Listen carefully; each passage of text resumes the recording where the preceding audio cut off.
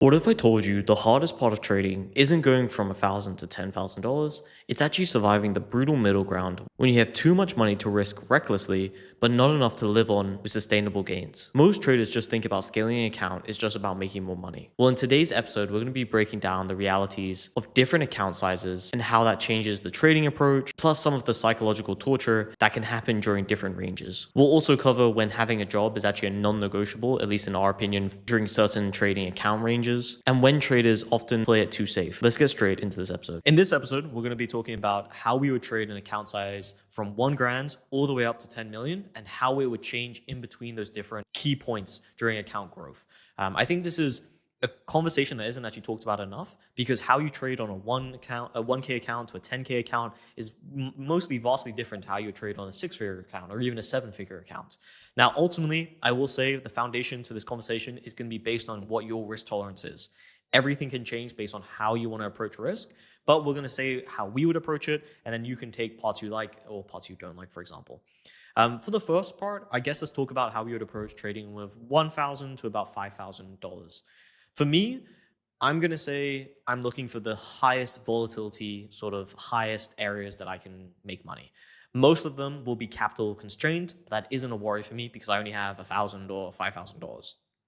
So that would probably constitute small caps in the equity space. That is actually, ironically, how I grew my very small account of around $3,000. Small caps is high volatility, high risk, often quite high leverage as well. Most people are using it at least. And there's a lot of ways you can make a ton of money, but there's also a lot of ways you can blow up an account. So it is more risky, but there is also an element that you can make a quite good systematic edge in small caps and extract quite well. But you have to keep in mind that a lot of this is a mean reversion strategy, meaning for a long period of time, you'll have a high win rate, you'll be making a decent amount of money, but then you'll have one trade that almost blows out your account, or if you don't have good risk management, it will actually blow up your account fully. And I've experienced this a couple of times with my small account, so I can say it's definitely a thing to happen. And then alternatively, if you have a small account around that range, I would be, especially nowadays, looking straight into crypto. And I think this is where Padma could maybe give some of his experience. Yeah, I would say that the first priority would be to, like we have here on the notes, like to get a job, because it's the reality. You won't trade, like you won't make a lot of money with it unless you are doing something really, really well, and the odds of that are a bit low. But the first thing would be to get a job to give you the best possibilities to make it, and over time add capital and also have security, build a plan B. And then in terms of actual trading, what I would do, like I didn't do this, so it's hard for me to say, but if I was looking at myself 7 years ago, I would say to go to markets and places where the competition is very low and start doing some easy basic trades there that you find on more traditional markets, more competitive markets, and bring those trades to those less competitive places, right? So what I would do is start running some momentum model first, just to get that basic risk premium covered, so that even if you fail on other strategies that are more niche, at least you have that exposure and you are making some money and getting a feedback from the market. And then I would look into very, very niche trades. It will be hard at first to understand what's a good niche trade, but I would talk to other traders. I would ask people on Twitter like that are doing those type of trades, like ask for ideas, give your own ideas to them, because to find connections you will have to provide value to other people and people with experience. If you give them a profitable trade, and when I say profitable trade, is not BTC is going up, that's not a profitable trade. What I'm saying, it's like, in poly market you have this bet that is mispriced compared to another betting market that is emergent, something like that, and you give that to experienced traders and they might take you in and give you some advice and stuff like that.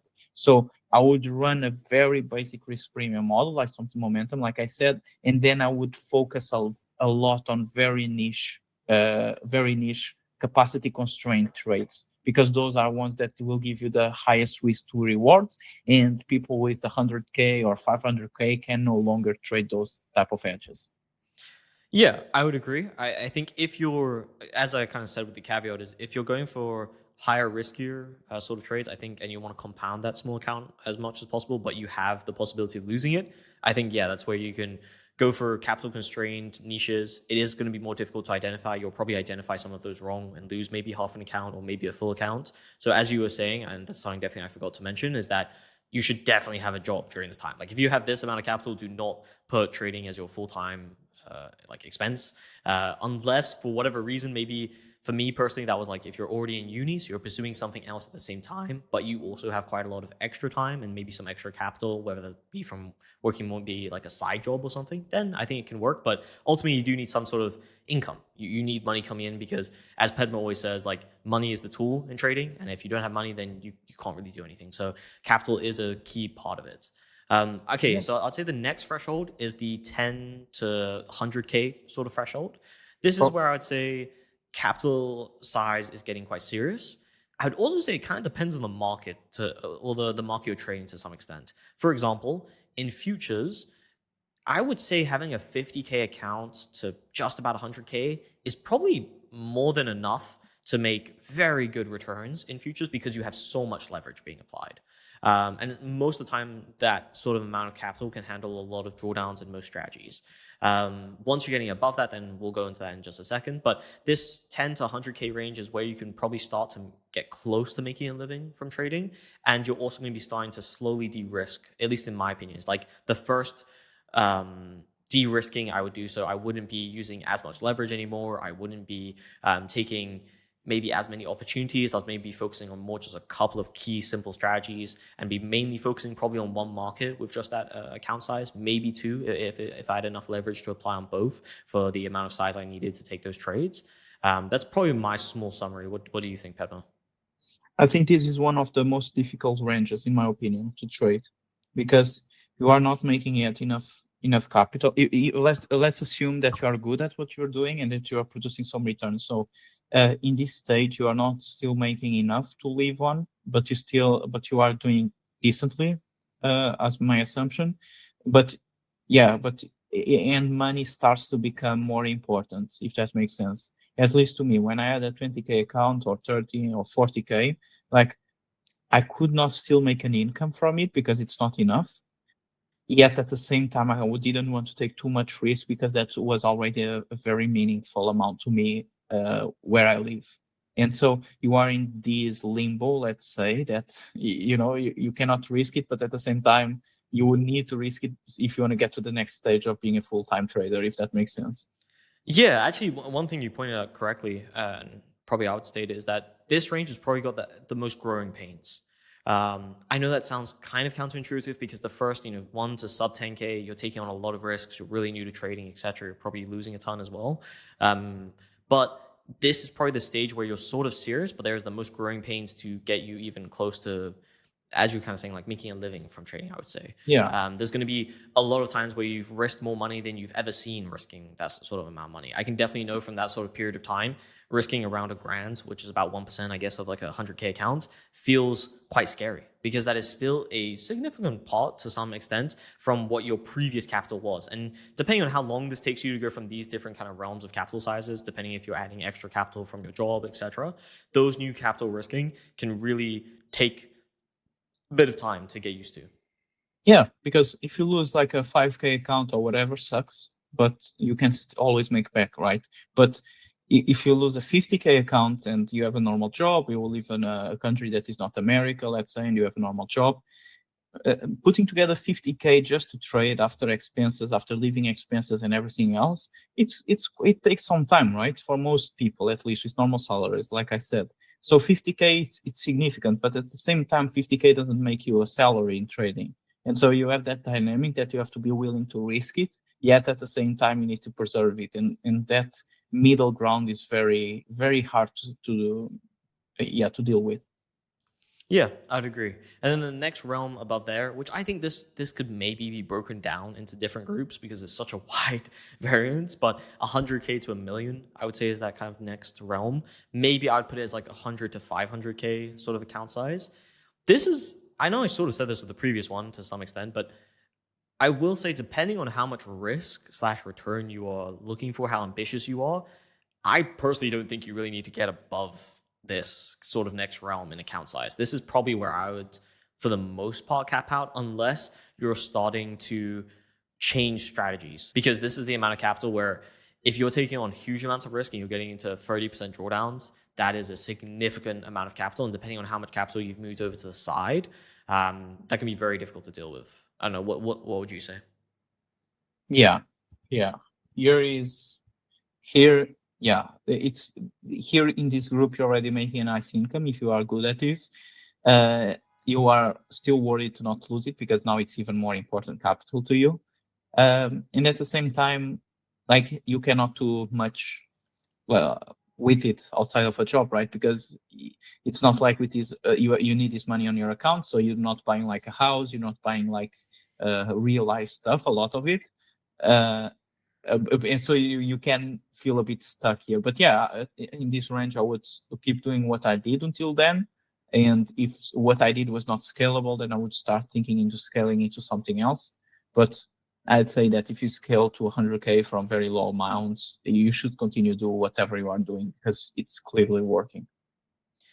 That one I might fight back on. Also, I wanted to give some pretense here is that this is mainly for retail. This does not apply if you're trying to like raise money for funds. Obviously, you can get into way higher realms and you can diversify a ton and allocate however you like. This is mainly just for like retail growth.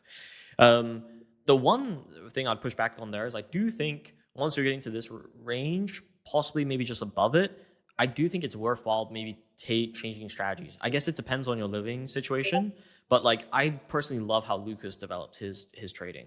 He went from very high risky small caps, exploiting as much as possible during 2020, and then he's more focused on more macro plays, a bit slower. They're still really decent returns, but they aren't. You're not going to wipe an account in a day, for example. Like that's never a possibility, if that makes sense. Uh, but for example, those type of people are already at a level that they don't really need trading. And between 100K and 1 million, you still need to trade.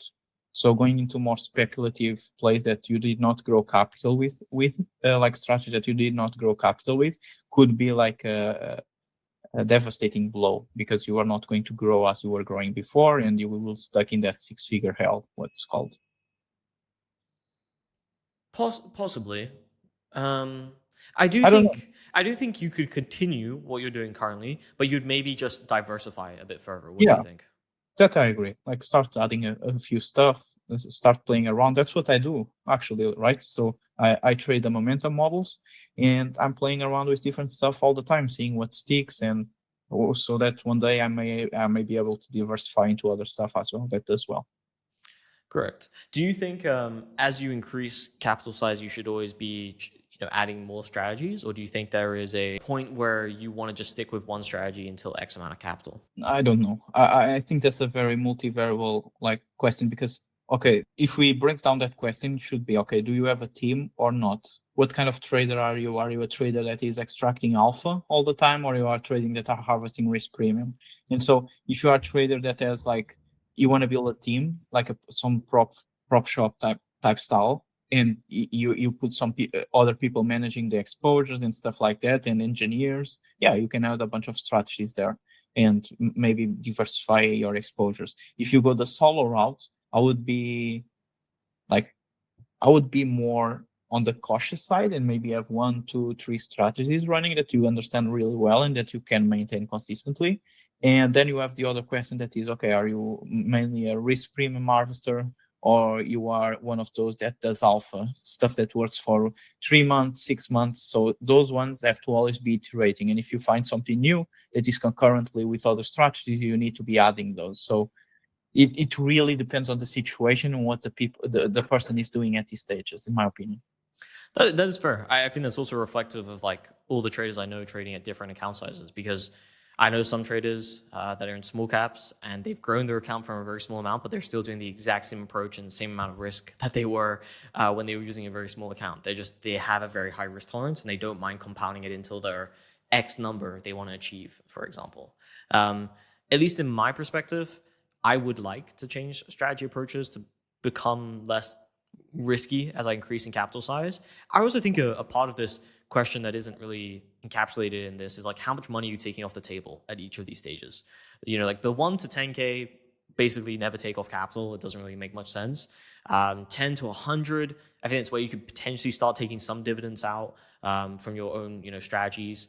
from the 100K to 500 to slash a million, that's definitely where I'd be taking off X amount each year, whether that be to put it into something that's long term like SPY, QQQ, whatever you'd like for your own kind of like risk tolerances. And then above there, you already hopefully should have enough taken to the side or whatever your main purchases have been, so that you can keep the majority in your trading account capital. And then you can simply just take any out based on if it's just too much excess left in that account, or if you want to actually, put it into long-term portfolio.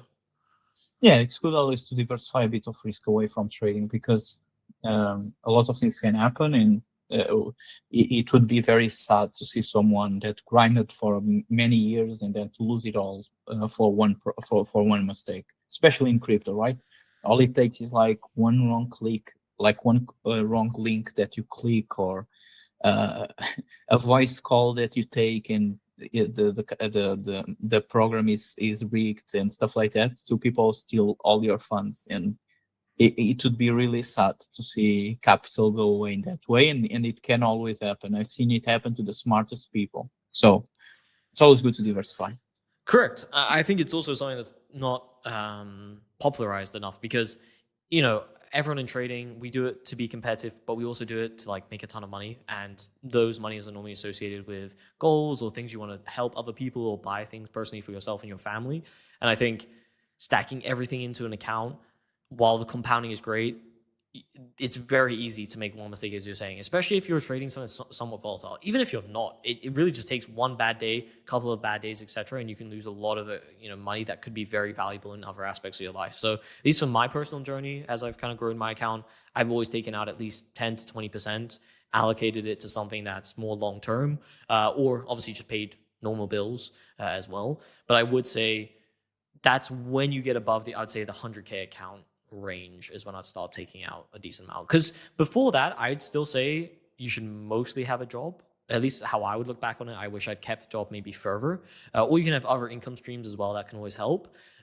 Because sub 100K, as you're saying, unless you're getting very outsized returns, it is very difficult to live on anything like that. So Yeah, I would always have some sort of side income, stack up your normal money, save your normal money as you do, and then kind of allocate from there.